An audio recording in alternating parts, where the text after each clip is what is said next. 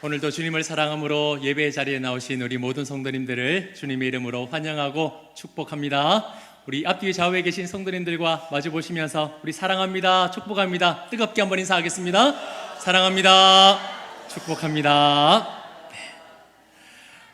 오늘은 교회 절기에 따라서 어린이 주일로 온 세대 예배를 드리고 있습니다. 우리 예비 세대 친구들은 치열했던 시험 기간을 끝내고 이제 황금 연휴를 보내고 있는데 수고 많았습니다. 감동이 없네. 그리고 이번 주 화요일에는 이제 어린이 날이 딱 기다리고 있는데 어떻게 부모님과 협상이 잘 되고 있습니까? 저희 집에도 아들이 3명이 있는데요, 몇 주 전부터 이 둘째하고 셋째하고 선물 리스트를 매일마다 이야기합니다. 아빠 이거 사주세요, 저거 사주세요, 오늘은 이거 사달라 했다가 내일은 저거 사달라 했다가 그 다음날 되면 아니요, 이거는 생일에 사주고 이거 이번에 사주세요. 지금도 협상이 진행 중입니다. 결론이 안 났어요. 아무쪼록 우리 친구들 원하고 바라고 기도하는 소원이 꼭 이루어지길 바랍니다. 그리고 3일 뒤에 어버이날이 되면 부모님들께 효도하고 마음에 있는 것들도 다 해서 그렇게 드리는, 보답해 드리는 예배세대가 될 수 있기를 소망합니다. 우리 아이들뿐만이 아니죠. 우리는 왜 이렇게 오늘은 이거 하고 싶다가 내일은 저거 하고 싶고, 오늘은 이거 가지고 싶다가 내일은 저거 가지고 싶고, 왜 매번 마음이 바뀔까요? 남들이 하는 거 보니까 하고 싶고, 남들이 가진 거 보니까 나도 갖고 싶고, 누군가가 가지고 있거나 하는 것을 보면 마음이 흔들리기 때문입니다. 사진 한 장을 준비했는데요, 우리 어르신들은 이걸 보면서 이게 뭐야? 라고 하실지 모르겠는데, 요즘 학생들 사이에서는 키링이라고 해서 액세서리나 인형을 가방에 메고 다니는 게 유행이라고 합니다. 얼마 전에 저도 이제 둘째 아들 시우리를 이제 등교시켜 주는데, 정말 이 정도까지는 아니더라도 한 여자의 가방이 보이지 않을 정도로 인형을 많이 달고 다니는 애를 보면서 제가 깜짝 놀란 적이 있습니다. 이 유행이 유행인 게, 심지어 이 유치원생인 제 막내 아들도 아빠 이거 달아주세요, 저거 달아주세요 가방에 몇 개씩 지금 달고 다닙니다. 우리 할아버지 할머니들, 손주가 계신 분들은 참고하시기 바랍니다. 자, 키링 센스 있는 할아버지 할머니 됩니다. 자, 그리고 또 다른 사진을 보면요, 사람들이 왜 이렇게 줄을 많이 서고 있을까요? 엄청나게 긴 줄이죠. 먹어는 보셨습니까? 이름하여 두쫀쿠. 지금은 조금 시들해졌는데요, 한때 이 두바이 쫀득 쿠키 하나 사 먹으려고 사람들이 이만큼 줄을 많이 서고요, 이 작은 쿠키 하나에 7,000원, 8,000원, 심지어 웃돈까지 더 줘야 이 쿠키 하나 사서 먹을 수가 있었습니다. 지금은 또 버터떡으로 넘어갔더라고요. 왜 이렇게 많이 달아야 하고 왜 이렇게 줄을 서서라도 사 먹어야 할까요? 남들이 하니까, 좋아 보이니까. 남들이 하니까 부러워서 하고, 또 내가 하는 것을 남들이 보면서 부러움이 대상이 되기 위해서 이런 걸 하고 또 먹기도 합니다. 부러워서 하는 거죠. 자, 그러면 성도님들, 이 부러움이라는 게 뭘까요? 부러움. 사전적인 정의는 이러했습니다. 남의 좋은 일이나 물건을 보고 자기도 그런 일을 이루거나 그런 물건을 가졌으면 하고 바라는 마음. 이 부러움에는 전제 조건이 있습니다. 뭔가요? 남이 하는 것. 남이 하는 것을 보고 그런 마음을 가지는 것이 부러움이라는 겁니다. 자, 그러면 남이 가지고 있는 물건을 나도 갖고 싶고, 남이 하는 것 나도 하고 싶은 이 마음이 부정적인 겁니까? 긍정적인 겁니까? 대답 안 하시는 게 정답입니다. 둘 다예요. 단순히 부러워한다고 해서 이게 나쁘다 좋다 결정 지을 수 있는 게 아닙니다. 다만 핵심이 뭐냐면 그 부러움의 시선이 어디를 향하고 있느냐, 무엇을 보고 부러워하느냐에 따라서 그 마음과 결과는요, 독이 될 수도 있고 약이 될 수도 있다라는 겁니다. 세상은 우리에게 이렇게 속삭여요. 이게 훨씬 재밌어. 야, 남들 다 하는데 이게 진짜 멋진 거야. 이렇게 해야 행복해질 수 있어. 그러니까 너도 해봐, 너도 해봐. 아무 생각하지 말고 너도 해야 뒤처지지 않고 너도 해야 행복할 수 있어 라고 말합니다. 자, 그런데요, 뭔지도 모르고 그런 속삭임에 아무 생각 없이 따라가다 보면 어느새 우리는 전혀 엉뚱한 잘못된 길로 갈 수 있다라는 겁니다. 자, 그렇기 때문에 믿음의 길을 걷는 우리는요, 반드시 명심해야 됩니다. 우리 기성세대뿐만 아니라 우리 다음 세대 친구들 꼭 명심해야 돼요. 그게 뭐냐면 재미있고 멋지고 행복해 보이는 그것이 과연 진짜인가? 정말 그것이 나의 인생을 행복하게 만들어 줄 수 있고 정말 나에게 유익한 것을 가져다 주는가? 알고 부러워해야 한다는 거예요. 알고 그것을 따라해야 된다는 겁니다. 자, 성도님들, 오늘 설교 제목이 뭔가요? 부러움이 아닌 부르심의 주인공입니다. 이 제목에서 어떤 마음이 느껴지세요? 오늘 결론은 명확합니다. 저와 여러분이 이 땅에 살아가고 존재하는 이유는 마냥 남들이 하는 것 따라하고 남들이 가진 것 나도 가지고 싶어서 부러워하는 인생이 아니라는 거예요. 우리의 인생은 그것과는 비교할 수 없는 온 우주 만물을 창조하신 여호와 하나님의 부르심을 받은 인생이라는 겁니다. 감히 생각할 수도 측량할 수도 없는 아주 위대한 계획 아래에서 우리가 살아가는 거예요. 여러분, 이것을 깨닫는 것이 우리의 삶에 얼마나 놀라운 결과를 가져다 주는지 아십니까? 오늘 주신 이 시편 1편 말씀을 이제 살펴볼 텐데요, 이 진리의 말씀을 함께 나눌 때에 우리의 삶의 목적과 방향이 완전히 달라지고 새로워지는 은혜의 시간이 될 수 있기를 간절히 소망합니다. 자, 이번 주부터 이제 시편 1편의 말씀을 묵상하게 될 텐데요, 잘 아시다시피 이 시편 1편에는 복 있는 사람과 악인, 그 의인과 악인이라는 대조를 통해서 그들의 인생과 그들의 인생의 결과를 우리에게 명확하게 보여주고 있습니다. 자, 그렇기 때문에 이 시편 1편은 단순히 첫 번째 노래가 아닙니다. 150편이나 되는 이 수많은 노래를 어떻게 읽어야 하는지를 알려주는 안내서이자 관문입니다. 다시 말해서 우리의 인생 가운데 펼쳐지는 이 수많은 순간들과 희로애락을 해석할 수 있는 이 렌즈가 시편 1편이라는 거예요. 의인과 악인, 의인의 결과는 어떠하며 악인의 결과가 어떠한지를 그 렌즈를 끼고 이 150편을 읽어야 해석이 된다는 겁니다. 자, 시편 전체를 관통하는 이 핵심이 되는 시편 1편의 말씀이 어떻게 시작이 되고 있습니까? 복 있는 사람은. 자, 복 있다는 것은 영어로 블레시드입니다. 블레시드. 해석하면 축복받은, 행복한, 평화로운이라는 뜻을 가지고 있죠. 사람은 두 종류의 인생으로 결론이 납니다. 행복한 사람과 불행한 사람이에요. 다른 말로 하면 구원받아 행복한 사람과 구원받지 못한 불행한 사람으로 인생이 나누어지게 된다는 겁니다. 적당한 중간 단계는 없습니다. 이것도 아니고 저것도 아니고 그냥 중간 정도로 만족하며 내 인생이 끝나고 그 다음 세계를 살아가면 되지, 그런 거 없어요. 구원받은 행복한 인생으로 끝이 나느냐, 구원받지 못한 불행한 인생으로 끝이 나느냐, 이 두 가지밖에 없습니다. 자, 1절에서는 이렇게 말씀하고 있죠. 복 있는 사람은 악인들의 꾀를 따르지 아니하며. 자, 성도님들, 특별히 우리 다음 세대 친구들 집중해서 한번 잘 들어보시기 바랍니다. 이 짧은 구절 안에 정말 중요한 진리가 담겨져 있습니다.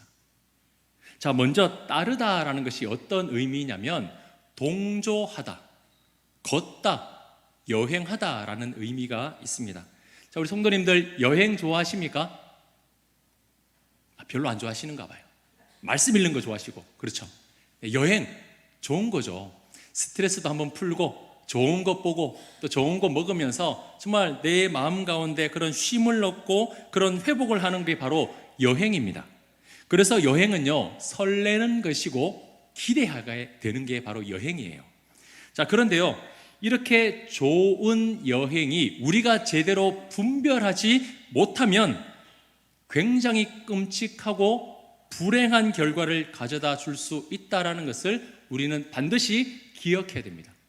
좋은 여행은 우리의 삶을 회복시키고 우리의 삶에 다시 한 번 더 나아갈 수 있는 동력이 됩니다. 그런데 잘못된 여행은요, 우리의 인생을 끔찍하게 만들어 버린다는 겁니다. 자, 1절을 다시 보십시오. 악인들의 꾀를 따르지 아니하며, 그 악인들의 꾀에 동참하지 마라. 악인들의 꾀와 여행하지 말라라고 성경은 우리에게 분명히 말씀하고 있습니다. 자, 여러분, 악인들은 우리가 가까이 해야 됩니까? 멀리 해야 됩니까? 당연히 멀리 해야 되죠. 절대 가까이 해서는 안 됩니다. 자, 그런데 악인들이 나는 나쁜 사람이요 라고 드러내놓고 말합니까? 아니죠. 속입니다. 자기는 속이는 사람입니다. 나는 잘못된 사람입니다. 나는 폭력적인 사람입니다. 속이지 않습니다. 그들은 어떻게 하냐면 꾀를 내어 감춥니다. 정체를 드러내지 않아요. 속이면 이게 좋은 건지 안 좋은 건지 구별할 수가 없는 거죠. 자, 보이스 피싱도 그렇지 않습니까? 고객님, 도와드리겠습니다. 고객님, 이거 잘 안 되시죠? 제가 도와드리겠습니다. 지금 잘못된 거 바로 해드리겠습니다. 유익한 것을 주겠다고 말하지만 결국에는 뭡니까? 고객님, 당황하셨어요? 속이는 거 아닙니까? 속이기 위해서 접근하는 거죠. 우리 예비세대나 세비 청년들, 여러분의 부모님이나 그 웃대 어르신들은 지금 여러분들이 평범하게 누리는 것을 경험해보지도 가져보지도 못한 시대예요. 여러분들은 너무나 당연한 것을 여러분의 부모님이나 웃대 어르신들은 경험해 본 적이 잘 없습니다. 자, 사진을 하나 준비했는데요. 자, 우리 친구들, 왼쪽 위에 우리 이제 한 어르신이 두근판을 가지고 있는데 이게 뭔지 아세요? 뭐야? 라고 지금 쳐다보고 있잖아요. 봐. 레코드판이에요. 옛날에는요, 음악을 들으려면 이 레코드판을 기기에 넣어야 거기에서 음악 소리가 나서 들을 수가 있었어요. 그리고 그 다음에는 카세트 테이프, CD 플레이어, 그리고 MP3. 그래서 다운을 받고 이 기계를 넣어야 음악을 들을 수 있는 시대였어요. 자, 그리고 지금처럼 극장이 많고 OTT 그런 이제 그런 프로그램이나 있는 시대가 아니었잖아요. 언제 영화 봤습니까? 주말에 명화. 토요일 저녁이 되면 이거 한번 보려고 부모님한테 그렇게 하루 동안 최선을 다했던 기억이 납니다. 동생하고 엄마 아빠 잘할게요. 영화 한번 보고 자면 안 돼요? 그래야 영화 한번 볼 수 있고, 지금은 볼 수가 없죠. 비디오 가게라는 게 있었어요. 비디오 테이프를 가게에 가서 돈 주고 빌려서 그걸 기계 안에 넣어야 영화를 볼 수가 있었습니다. 봐요, 아이들 저게 뭐야? 라고 계속 쳐다보고 있잖아요. 자, 목사님이 왜 이 설교 시간에 우리 친구들에게 라떼 이야기를 하냐면, 여러분들의 어른 세대에는 제한적인 게 많았어요. 없었고 하고 싶어도 하지 못하는 그런 시대였습니다. 장소와 도구가 많지 않았어요. 그렇죠? 저도 그랬는데 저보다 우리 어르신들은 더 그러셨겠죠. 근데 여러분들의 시대는 어떻습니까? 여러분의 손 안에는 작은 지구가 있습니다. 작은 지구. 마음만 먹으면 볼 수 있고, 마음만 먹으면 들을 수 있고, 마음만 먹으면 가볼 수 있는 스마트폰이 여러분 손 안에 있다라는 거예요. 자, 그런데 문제는요, 여러분의 손 안에 있는 것들이 여러분에게 굉장히 유익한 여행을 해주는 동반자가 될 수 있어요. 하지만 여러분 손 안에 있는 이 작은 기계와 잘못된 여행을 하면 여러분들이 생각하지도 못하는 끔찍한 인생을 살 수 있다라는 겁니다. 전혀 상상하지 못한 죄악의 길로 끌려갈 수 있다라는 거예요. 이 작은 기계 하나 때문에. 자, 지금부터 말씀드리는 거는 이 현재 이제 유튜브나 아니면 신학을 가진 사람들이 지금쯤 이야기하는 것들을 제가 조금 모아서 말씀드린다는 것을 먼저 말씀을 드리겠습니다. 자, 작년에 전 세계적으로 히트를 쳤던 넷플릭스 그 애니메이션 중에 K-팝 데몬 헌터스라는 이제 제목의 작품이 있습니다. 아마 우리 어르신들은 잘 모를 텐데 우리 다음 세대 친구들은 거의 다 봤을 겁니다. 본 사람 손들지 마, 가만히 있어. 들면 안 돼. 이 애니메이션 주제가가 골든이라는 곡인데요, 이 한국 여성 3명이 불렀거든요. 미국 빌보드 차트에서 무려 6주 동안이나 1위를 하고, 그 다음에 빌보드 글로벌 차트에서는 17주나 1위를 했던 굉장히 기록을 세운 그런 노래입니다. 자, 우리나라뿐만 아니라 전 세계 사람들이 이 골든이라는 곡을 부르고 또 이 고음의 영역을 도전하기 위해서 많은 사람들이 따라 부를 정도로 인기가 엄청났어요. 그런데 문제는 그 세계관입니다. 자, 여기에 나오는 등장하는 이 3명의 여주인공이 어떤 사람들이냐면 단순히 노래 부르는 가수가 아니라 귀신들을 물리치는 퇴마사예요. 쉽게 말하면 무당이죠. 무당이 귀신들을 물리치면서 그렇게 노래를 부르는 겁니다. 자, 이 정도면 요즘에 이런저런 작품도 많기 때문에 그냥 그렇다라고 넘어갈 수도 있는데, 문제는 여기에서 끝나는 게 아닙니다. 내용 중에 사자보이즈라는 남성 그룹이 나옵니다. 자, 우리 성도님들이 보실 때는 이게 뭐야, 임영웅이나 장민호가 더 낫지? 라고 생각하실 수도 있겠지만 요즘 아이들 눈에는 이 정도 돼야 좀 따라 할 정도로 굉장히 좀 이제 미남이고 매력적인 거죠. 자, 이들의 정체가 뭐냐?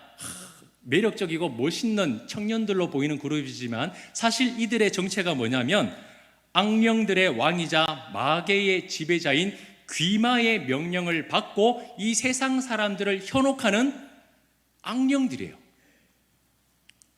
자, 평소에는 멋진 아이돌 그룹으로 둔갑을 하는 거죠. 사람들에게 막 멋있는 걸 보여줍니다. 그런데 이들의 정체가 이 악한 영들이죠. 그런데 후반부에 가서는요, 자신들의 정체를 숨기지 않아요. 아까 사진에 있는 대로 그대로의 모습으로 무대에 올라서 노래를 부릅니다. 자, 여러분, 악령이 나타났다, 귀신이 나타났다, 우리 성도님들이라면 어떻게 하시겠습니까? 예수의 이름으로 물러가라 하고 막 그렇잖아요. 근데 사람들이요, 이 청년들이 이 사자보이즈가 이제 저승사자 옷을 입고 악령의 눈을 하고 나타나는데도 환호성을 지르는 거예요. 와, 멋있다. 와, 오빠. 환호성을 지르는 거죠. 자, 그리고 이들의 노래가 시작이 되는데 제목이 Your Idol이라는 노래를 이 무대에서 이 사자보이즈가 부릅니다. 자, 특이한 것은 이 노래가 거의 영어로 되어 있는데 이 첫 부분에는 라틴어로 시작을 해요. 이 영어도 잘 모르는데 라틴어 알겠습니까? 라틴어가 이제 굉장히 음침한 분위기에서 시작이 되는데 제가 한번 번역해서 읽어드리겠습니다. 사진 한번 띄워주시죠. 진노의 날 너희를 잿더미로 만들어 버릴 것이다. 저주받은 주인 귀마 영원히 불타오르리. 이게 영어도 아니고 사람들이 잘 알아들을 수 없는 라틴어로 시작을 해요. 해석을 하면 너희를 저주받은 악령들의 왕이자 마계의 지배자인 귀마에게 매이게 만들어서 영원히 불타는 잿더미로 만들어버리겠다라는 겁니다. 여러분 어떻습니까? 섬뜩하지 않나요? 그런데 이 극 중에서 많은 사람들이 그 스타디움에 모인 많은 그들의 팬들이 이 라틴어로 시작되는 이 가사가 시작되자마자 오빠 멋있어요 응원봉을 흔들면서 막 환호성을 지르는 거예요. 자, 여기서 끝이 아닙니다. 그 뒤에 이런 가사들이 이제 나오는데 제가 한번 읽어드리겠습니다. 잘 들어보세요, 우리 친구들도. 내가 너의 아이돌이 될게. 이 멋있는 오빠들이 내 아이돌이 된대요. 그래서 막 이 팬들이 흥분을 합니다. 그런데 보세요. 너를 통제하고 날 놓지 못하게 만들지. 나를 반복해서 틀어봐. 너의 머릿속에도 끝도 없이 아플 때마다 다음 벌스를 틀어. 내가 너의 성소가 되어줄게. 지금은 내가 유일한 존재라는 걸 알아. 모든 게 타버려도 너를 더 사랑할 거야. 권력보다 금보다 더 깊이 너의 마음을 줬지. 이제 난 너의 영혼을 가지러 왔어. 너의 죄까지 사랑해줄 유일한 존재는 나야. 그리고 후반부에 내가 널 구하러 왔다는 걸 몰라? 이제 우리 함께 미쳐가. 그래, 넌 나만 필요해. 내가 너의 아이돌이 될게. 여러분 어떻습니까? 우리 친구들 이 가사 내용 알고 따라 불렀나요? 영화로 볼 때는 굉장히 영상미가 멋있습니다. 춤도 잘 추고 화려하게 퍼포먼스도 일어나고 굉장히 멋있습니다. 그래서 흥얼흥얼거리고 따라 부르기도 합니다. 그런데 그 가사는요, 그야말로 악한 존재에게 너의 영혼을 제물로 바쳐버리겠다는 그런 내용이 담겨 있는 거예요. 내가 너의 아이돌이 될게 라는 말은 내가 너의 우상, 내가 너의 그 멋짐, 내가 너의 그 부러움이 되어줄게 라는 뜻이 아니라 나만이 너의 행복을 완성해 줄 수 있는 유일한 존재라는 것을 심어주는 겁니다. 그래서 뭐라는 거죠? 나의 노래, 이 말을 계속해서 들어, 계속해서 틀어, 계속해서 틀어야 내가 너의 행복을 완성시켜 줄 거야. 너에게 있어서 유일한 존재는 너의 부모도 아니야, 예수도 아니야, 하나님도 아니야. 내가 너의 유일한 행복의 존재라고 이 가사가 지금 계속해서 들려주는 겁니다. 자, 그리고요, 우리나라에 레드벨벳이라는 여자 아이돌 그룹이 있습니다. 우리 성도님들은 아마 처음 들어보실 수도 있을 텐데요. 제 앨범 중에 코스믹이라는 노래가 있는데 그 뮤직비디오를 한번 제가 사진을 통해서 한번 보여드리겠습니다. 여러분, 뮤직비디오 굉장히 아름답죠? 넓은 초원에 꽃밭이 있고요, 또 그리고 많은 사람들이 순백의 드레스를 입고 뭐 어떤 축제를 즐기는 것 같은 굉장히 아름다운 모습입니다. 자, 다음 사진 보여주시죠. 목사님, 똑같은 사진 아닌가요? 다른 사진이에요. 앞에는 레드벨벳이라는 우리나라 여자 아이돌 가수들이 만든 뮤직비디오 내용이고, 이 사진은 미드소바라는 영화에 나오는 한 장면입니다. 한마디로 말해서 이 레드벨벳이라는 가수가 만든 뮤직비디오 내용이 이 영화를 오마주 그대로 따라해서 만들었다는 거예요. 공식적으로 발표한 내용입니다. 자, 그런데 여러분, 이 미드소마라는 영화가 어떤 내용인지 들으시면 충격을 받으실 거예요. 자, 미드소마는 스웨덴어로 한여름이라는 뜻입니다. 한여름, 백야가 진행돼서 이 어둠이 찾아오지 않는 굉장히 낯이 긴 날이에요. 자, 이 영화는요, 밤이 없는 밝은 낮이 계속되는 그날에 치러지는 전통 의식을 담은 영화인데, 겉으로 보이기에는 이 굉장히 아름답고 화려해 보이는 이 축제가 사실은 그 마을에서 전통적으로 이어지고 있는 그 마을 사람들과 외지인들을 인신제사 드리는 축제입니다. 여러분, 인신제사가 뭡니까? 사람을 죽여서 제물로 드리는 그런 행위죠. 보통 공포영화는 어둡습니다. 음침해요. 사람들이 무서워서 아유 무서워 잘 보지 않습니다. 그런데 이 영화는요, 굉장히 밝아요. 꽃이 흐드러지게 피어 있습니다.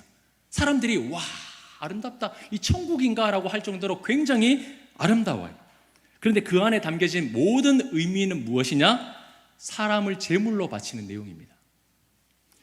나도 저렇게 화려한 가수가 되고 싶어, 야, 나도 저렇게 화려한 모습을 따라오고 싶어 라고 말하지만, 저 레드벨벳은 저 사람들은 모를 수도 있어요. 근데 그 레드벨벳이 부르는 노래를 기획자는 분명히 알아요. 저 영화가 어떤 내용인지. 근데 그 가수는요, 모르고 따라하는 거예요. 꽃이 둘러진 면류관을 쓰고 순백색 옷을 입고 사람들이 모이는 그 어떤 제단 앞에서 빙빙 도는 행위, 그들은 몰라요. 근데 그것이 인신제사를 드린다는 걸 모른 채 이용되는 거죠. 누가 불쌍합니까? 가수들이 불쌍한 건 아니에요. 여러분, 이것이 바로 악인들의 꾀입니다. 꾀. 겉으로 드러나지 않는, 교묘하게 숨겨서 멋있다, 와, 좋아 보인다, 그냥 따라하게 만들어버리는 그런 악인들이 숨겨놓은 꾀가 우리 주위에, 그리고 우리 친구들 주위에 너무 많다라는 거예요. 제가 어린이 주일을 맞이하면서 좋은 얘기, 재밌는 얘기 좀 해야 되는데 왜 이런 얘기를 하느냐, 괜히 겁주려는 게 아니에요. 그럼 이제 이 말씀 듣고 어떻게 해야 되느냐? 여기에는 숨은 꾀가 있지 않을까? 야, 이거는 우리가 조심해야 되지 않을까? 나도 알지 못하는 사이에 내가 어떻게 다른 것으로 나가지 않을까? 안 해야지 이거 하려고 말씀드리는 게 아니라, 물론 이제 이런 영화나 노래를 들으면서 숨겨져 있는 꾀가 있는지를 분별해야 돼요. 분별하고 봐고 분별하게 들어야 돼요. 근데 더 중요한 것이 무엇이냐면 이런 것을 하지마 안 해가 아니라 정작 우리가 해야 하는 중요한 일들을 놓치지 않고 해야 된다는 거예요. 그래서 여러분 시편 1편 말씀을 보시면 악인들의 꾀를 따르지 않고 서지 않고 자리에 앉지 말라라고 하면서 하지마로 끝나는 것이 아니라 그 뒤에 이것을 하라, 이렇게 하라. 왜냐하면 너희는 이런 존재이기 때문이다 라고 말하면서 정작 우리가 해야 할 것에 대해서 말씀하고 있다라는 겁니다. 자, 그러면 하나님께서 우리에게 원하시는 것이 무엇일까요? 자, 이제 집중해서 하나씩 한번 짧게 살펴보도록 할 테니까 잘 들어보세요. 자, 2절 말씀 우리 같이 한 목소리를 읽겠습니다. 시작. 오직 여호와의 율법을 즐거워하여 그의 율법을 주야로 묵상하는도다. 아멘. 여러분, 억지로 하는 건 재밌습니까? 재미없습니까? 억지로 하는 거는 너무나 재미가 없어요. 자, 우리 친구들, 억지로 하는 것 중에 대표적인 게 뭐가 있어요? 여러분, 억지로 하는 거 뭐예요? 그렇지, 바로 그거야. 공부. 그렇잖아, 그지? 목사님도 그래요. 억지로 하는 것만큼 고통스러운 게 없어요. 그래서 이 공부하면 물론 아닌 친구들도 있겠지만 10분만 앉아있어도 와 3시간이나 앉아있는 것처럼 몸이 막 뒤틀리잖아. 그런데 게임을 하면 어때요? 게임을 하면 기적의 역사가 일어납니다. 성경의 역사가 일어나요. 한두 시간이 지나서 이제 그만해 라고 말하면 아이들이 뭐라고 합니까? 벌써요? 1000년이 하루가 되는 그 성경의 기적을 경험하게 되는 거죠. 벌써요? 좋아하는 건 시간 모르고 하는 거예요. 여러분, 신앙도 마찬가지입니다. 억지로 교회에 나오는 것만큼 고통스러운 게 없어요. 예수님 믿기 때문에 이것도 하면 안 돼, 저것도 하면 안 돼, 이건 절대 하면 안 돼 라고 말하면서 안 되는 것만 가르치고 안 되는 것만 이야기하면 예수 믿는 것만큼 고통스러운 게 없다라니까요. 그래서 하나님께서 우리에게 뭐라고 말씀하셨습니까? 나의 말을 듣기를 즐거워하고 나의 말을 읽기를 즐거워하고 나의 말대로 살아내기를 즐거워하라고 하셨습니다. 억지로 하는 게 아니라 기뻐하며 즐거워하며 행복하며 하나님과 함께 살아가라고 우리에게 말씀하시는 거죠. 세상은 완전히 다릅니다. 세상은 악인들의 꾀를 즐거워합니다. 남들이 하기 때문에, 남들이 가졌기 때문에, 너도 안 하면 안 된다는 것 때문에 이런 걸 심어주면서 억지로 하게 만들어요. 두쫀쿠, 지금 먹으면 행복하죠. 그런데 내일 버터떡 안 먹으면 또다시 불행해져요. 이게 우리의 인생이에요. 그런데 하나님의 것은요, 더 많이 하면 더 좋습니다. 넘치도록 하면 더 행복해집니다. 그의 율법을 주야로 묵상하는도다. 낮이 밤이 되도록, 밤이 낮이 되도록 지치지 않고 하나님의 영광 안에 머물며 하나님을 위하여 기뻐하는 인생을 살아간다면 너무나 하나님이 원하시는 삶이 된다는 거죠. 그럼 우리는 왜 이렇게 하나님으로 인하여 즐거워해야 될까요? 우리의 존재가 달라졌기 때문입니다. 자, 여러분 3절을 한번 보시면 그는 시냇가에 심은 나무가 철을 따라 열매를 맺으며 그 잎사귀가 마르지 아님 같으니 그가 하는 모든 일이 다 형통하리로다. 자, 우리 성도님들, 이 3절의 핵심이 뭘까요? 자, 우리 친구들, 3절의 핵심이 뭘까? 열매를 맺는다, 잎사귀가 마르지 않는다, 하는 일이 다 형통하다? 너무 좋아요. 근데 이 3절의 핵심이 뭐냐면 시냇가에 심은 나무입니다. 자, 여러분, 어느 날 이 나무가 스스로 이렇게 생각을 해요. 여기는 햇볕도 잘 안 들어오고 땅의 토양도 별로라서 어디 다른 데 좀 가야 되겠다 라고 하면서 두리번 거리다가 저기가 좋겠네 하고 자기가 이 뿌리를 뽑아가지고 막 걸어가서 그곳에 땅을 파가지고 뿌리 내릴 수 있습니까? 그럼 어떻게 되는 거예요? 누군가가 그 나무를 뽑아서 시냇가에 심어놨다는 거죠. 여러분, 이게 3절에서 보여주는 거예요. 스스로 할 수 없었던 그 나무가 시냇가에 임의적으로 옮겨져 심었다라는 겁니다. 이게 3절에서 보여주는 핵심이에요. 우리가 왜 악인들의 꾀를 따라가면 안 되고 죄인들의 길에 서지 아니하고 그 오만한 자리에 앉지 않아야 되냐면 하나님이 우리의 존재를 바꿔놓으셨기 때문이에요. 우리는 시냇가에 옮겨져 심겨진 나무가 되었기 때문에 악인들의 꾀를 따라가서는 안 된다라는 겁니다. 자, 요한복음 5장 24절에 예수님께서 이렇게 말씀하셨어요. 내가 진실로 진실로 너희에게 이르노니. 여러분, 진실로가 2번입니다. 진짜라는 거예요. 중요하다라는 겁니다. 자, 내 말을 듣고, 여기서 말하는 나는 누구입니까? 예수님이시죠. 예수님의 말씀을 듣고 또 나 보내신 예수님을 보내신 분 누구십니까? 하나님이시죠. 하나님의 그 말씀, 하나님을 믿는 자는 어떻게 되었습니까? 영생을 얻었고 심판에 이르지 아니하나니 사망에서 생명으로 어떻게 해요? 옮겼느니라. 여기서 중요한 부분이 있습니다. 제가 새가족 양육반을 하면서 여기 저하고 새가족 양육반 하신 분들은 이거 수도 없이 아마 들으셨을 거예요. 예수님과 하나님을 믿으면 영생을 얻을 것이라는 미래형입니까? 예수님과 하나님을 믿었으면 영생을 얻었다는 과거 완료형입니까? 완료가 되었어요.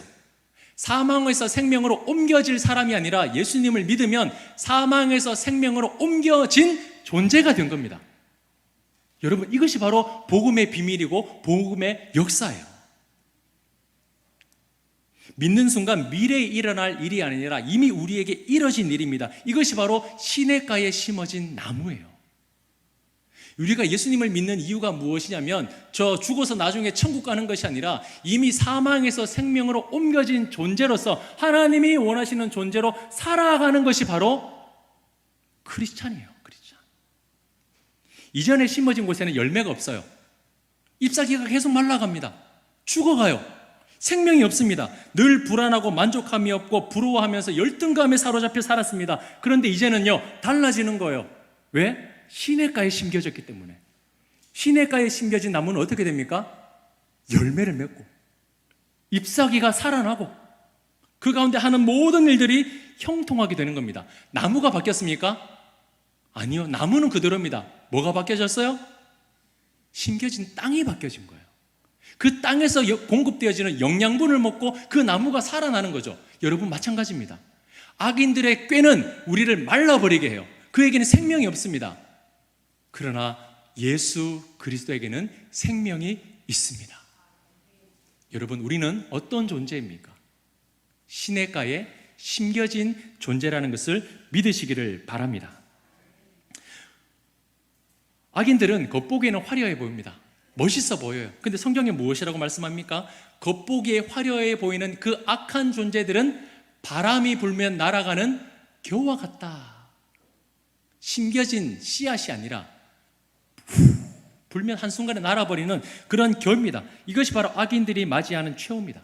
지금은 우리가 그런 악인들을 보면서 부러워할 수 있습니다. 와, 너무 좋다. 와, 너무 멋지다. 야, 나도 저거 가지고 싶다. 부러워할 수 있어요. 그런데 뭐예요?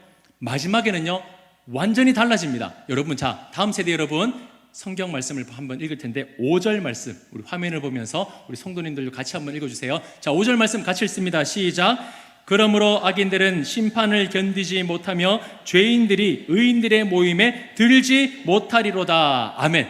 자, 보세요. 지금은 우리가 그 악인들의 모임에 들어가지 못할까봐 막 안절부절해요. 나도 저거 해야 들어갈 수 있는데, 나도 저거 불러야 들어갈 수 있는데, 나도 저거 먹어봐야 저들의 대열에 들어갈 수 있는데, 악인들의 꾀에 들어가기 위해서 우리가 막 조바심을 내요. 그런데 성경은 무엇이라고 말씀합니까?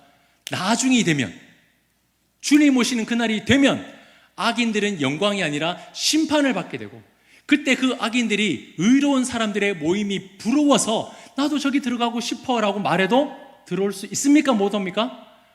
들어올 수 없다라는 거예요. 여러분, 이게 악인들이 맞이할 최후입니다. 지금은 우리가 부러워할지 모르겠지만 최후에 주님이 다시 이 땅에 오시면 그 악한 영들이, 악한 존재들이 오히려 우리의 인생, 우리의 결과를 부러워하게 된다라는 겁니다. 상황이 완전 바뀌어져 버리는 거죠. 자, 마지막 하나의 예화를 드리고 이제 말씀을 맺겠습니다. 사진을 한번 보여주시면 좋을 것 같은데요. 여러분, 이분이 누구냐면 이호선 상담가입니다. 이호선 상담가. 여러분 아마 보셨는지 모르겠어요. 이혼 숙녀 캠프에 나오셔서 돌직구를 막 날려가지고 정말 시원하게 그런 상담을 해주시는 분이라서 지금 많이 유명해졌습니다. 자, 그런데 이분이 얼마 전에 한 프로그램에 출연 제의를 받았다고 해요. 그 프로그램이 뭐냐면 여러분들 보시는 왼쪽에 보시면 운명전쟁 49라는 프로그램입니다. 자, 여러분 이미지를 봤을 때 어떤 내용 같으세요? 저도 보지 않아서 잘 모르겠어요. 그런데 이제 찾아보니까 이 내용이 이렇습니다. 49명의 운명술사들이 나와가지고 여러 미션을 통해서 자신의 운명을 시험하는 신들린 서바이벌 프로그램. 타로점을 보거나 무당이거나 신접한 사람이 나와가지고 자기 운명을 점치는 거예요. 뭐 여러 가지 미션을 신의 도움을 받아가지고 이것을 해결하면서 최종 우승자를 밝혀내는 그런 서바이벌 프로그램이라는 거예요. 자, 이제 하다 별게 다 나오잖아요, 그죠? 자, 그런데 여기에 이 이호선 상담가가 이제 막 뜨니까 이제 게스트로 이제 섭외 요청을 받은 거예요. 자, 그래서 이제 1회 촬영을 딱 끝나고는 이 선생님이 나는 하차하겠다라고 이야기를 한 겁니다. 자, 왜일까요? 자, 그 이유를 한번 들어보세요. 누가 뭐래도 저는 평생 기독교인으로 살아왔습니다. 막상 시작하고 나서야 제가 나설 길이 아닌 걸 알았습니다. 보다 신중하게 나아갈 길 앞에 서야 함을 배웠습니다. 이 나이에도 부끄러운 방식으로나마 다시 배웁니다. 들어선 길에서 돌아서 정신을 바짝 차리고 살겠습니다. 자, 여러분, 유명한 프로그램 하나 따면요, 인생이 달라집니다. 유명세를 타면 물질도 따라오고요, 성공해요. 다른 사람에게 부러움의 대상이 되는 거예요. 자, 그런데 이 선생님은 나는 기독교인으로서 나의 선택이 부끄러웠다라고 공식적으로 입장을 발표하고 이 프로그램을 더 이상 참여하지 않겠다라고 선언해버립니다. 왜입니까? 왜 그랬을까요? 돈이 많아서? 이미 나는 유명해져서? 아니요. 이 선생님은 자기는 시냇가에 심겨진 나무라는 것을 알았기 때문입니다.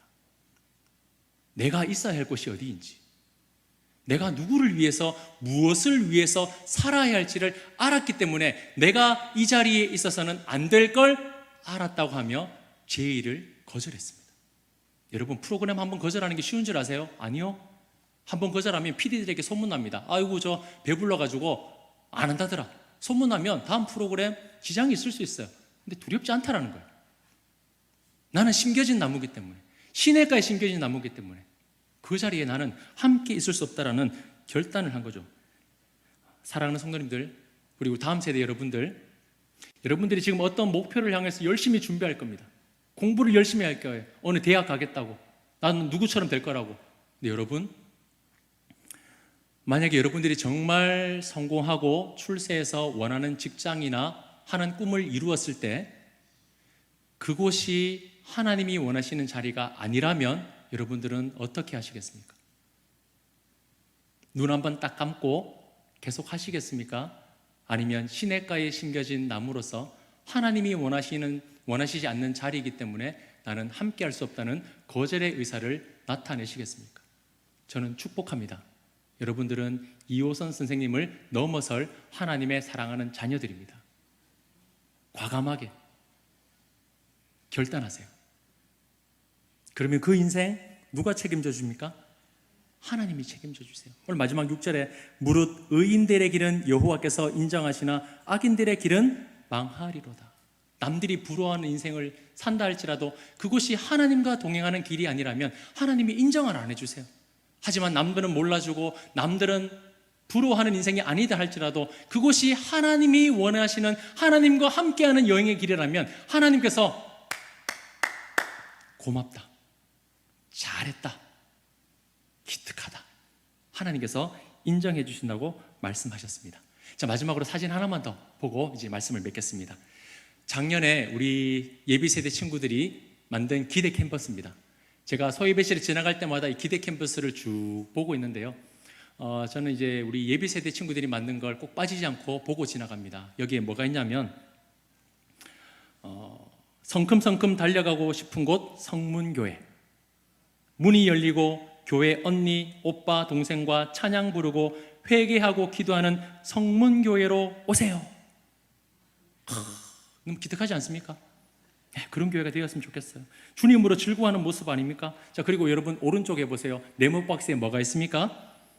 다양한 공부를 할 수 있는 다목적실, 기대한다는 거예요.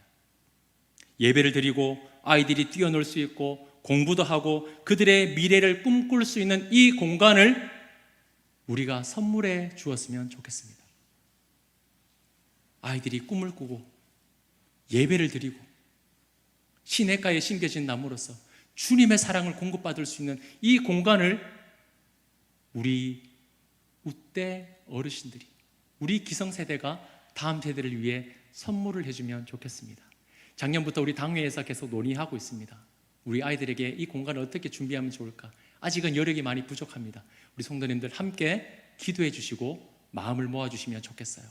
그래서 우리 아이들뿐만 아니라 이 8명의 아이가 심겨져서 더 많은 열매를 맺고 이제 하나님께서 예비하신 그 영혼들이 몰려왔을 때에 꿈꿀 수 있는 그 하나님의 공간이 되었으면 좋겠습니다. 말씀을 맺겠습니다. 이제 우리 모두는 부러움의 인생을 쫓아 사는 인생이 아니라 시냇가에 심겨진 나무로서 하나님께 영광 올려드리고 하나님께서 주시는 은혜와 복을 마음껏 누릴 수 있는 기적의 세대, 기적의 성도님들이 되시기를 주님의 이름으로 축복합니다.